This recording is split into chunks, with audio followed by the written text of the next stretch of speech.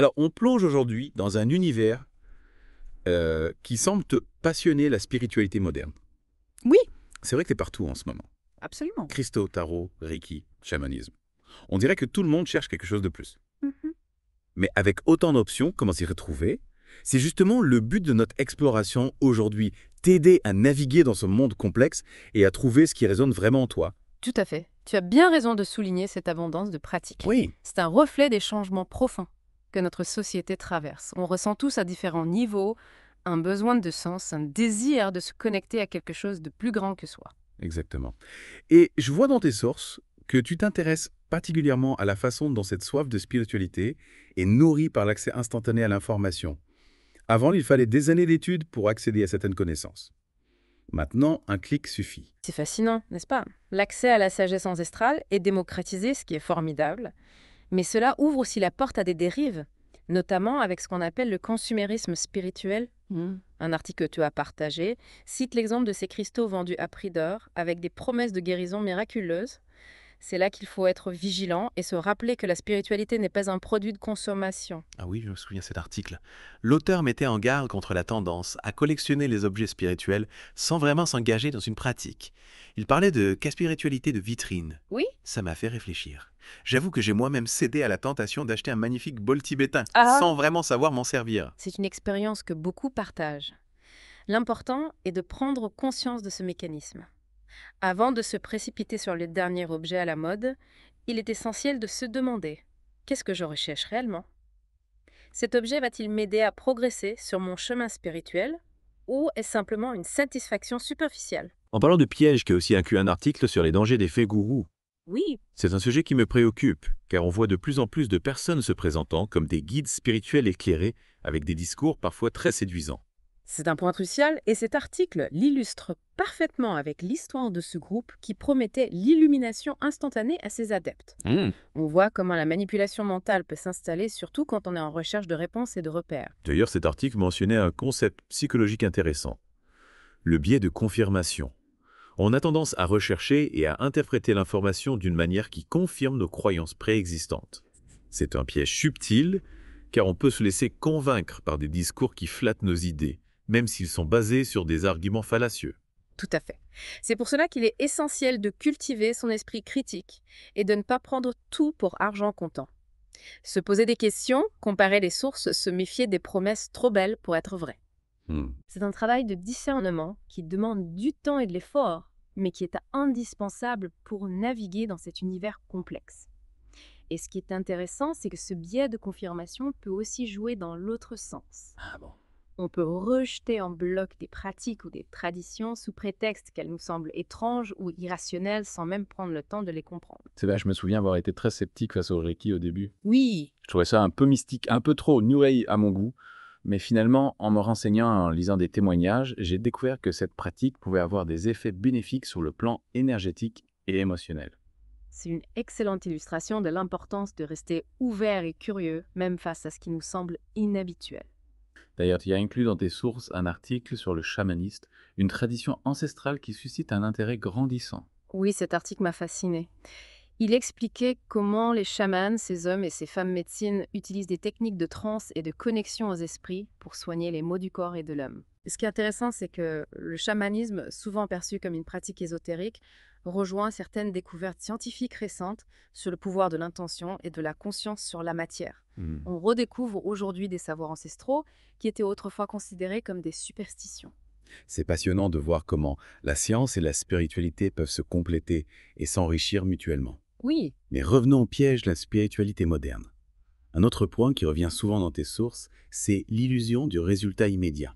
On veut tous guérir instantanément de nos blessures, trouver l'amour en un claquement de doigts, s'enrichir sans effort. c'est la promesse illusoire de la gratification instantanée qui est malheureusement très présente dans notre société. On veut tout de suite, sans effort, sans patience. Hmm. Et les marchands du temple l'ont bien compris.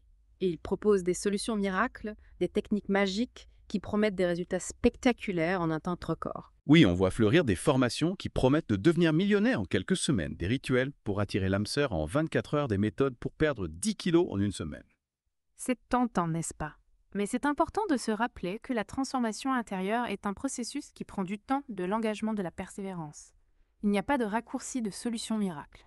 Et cet article que j'ai lu sur la méditation le disait très bien. La pratique régulière de la méditation peut apporter de nombreux bienfaits, mais cela demande de la discipline, de la patience, de la bienveillance envers soi-même. Il ne s'agit pas d'atteindre un état de béatitude permanente, mais plutôt d'apprendre à observer ses pensées et ses émotions sans jugement, à cultiver la présence à soi et au monde qui nous entoure. C'est une vision juste et réaliste de la spiritualité. Il ne s'agit pas de fuir la réalité, mais plutôt de l'habiter pleinement avec ses joies et ses peines, ses défis et ses opportunités. La spiritualité n'est pas un refuge. C'est un chemin, une exploration, une transformation. Et justement, en parlant de transformation, un autre thème qui m'interpelle dans tes sources, c'est l'importance de ne pas se limiter à une approche purement individuelle de la spiritualité. Tu fais bien de souligner ce point. On a tendance à penser que la spiritualité est une affaire personnelle, un cheminement solitaire. Mais la dimension collective est essentielle. S'engager dans une communauté, partager ses expériences, s'inspirer des autres contribue au bien commun. Tout cela enrichit notre pratique et lui donne un sens plus large. C'est vrai, je me souviens de cette citation d'un maître zen que j'avais notée. L'élimination individuelle est impossible. Nous sommes tous interdépendants. C'est une sagesse profonde qui nous rappelle que nous sommes tous reliés, que notre bonheur et notre épanouissement dépendent de celui des autres. La spiritualité authentique nous invite à cultiver la compassion, l'altruisme, le sens de la communauté. Et c'est là que sa véritable puissance se révèle. Alors on a exploré les pièges, on a parlé de l'importance de la communauté, mais concrètement, comment on fait pour cultiver une spiritualité authentique au quotidien? Qu'est-ce que ça implique? C'est une excellente question et je crois que les sources que tu as partagées nous offrent des pistes précieuses. On a beaucoup parlé des dangers du consumérisme spirituel, mais il y a aussi un article qui propose une alternative intéressante, l'idée de minimalisme sacré. Oui, je me souviens de cet article. Il suggerait de se concentrer sur quelques pratiques essentielles qui nous nourrissent vraiment plutôt que de collectionner des objets ou de courir d'un atelier à l'autre. Un peu comme revenir à l'essentiel, non? Exactement. Il s'agit de se recentrer sur l'intention, sur la qualité de notre pratique, plutôt que sur la quantité. Et ça rejoint l'importance de la discipline et de la régularité dont on parlait tout à l'heure, plutôt que de faire des retraites intensives de temps en temps. Pourquoi ne pas intégrer des moments de méditation, de contemplation ou de connexion à la nature dans notre quotidien? C'est vrai que ça semble plus accessible et plus durable sur le long terme.